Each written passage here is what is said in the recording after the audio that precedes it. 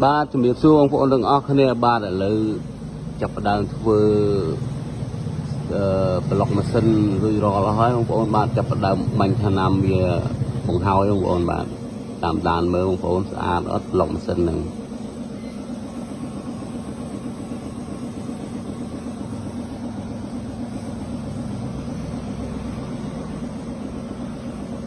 rồi với baประมาณเท่าไรได้องค์ปู่บ้าตามของเขาเนี่ย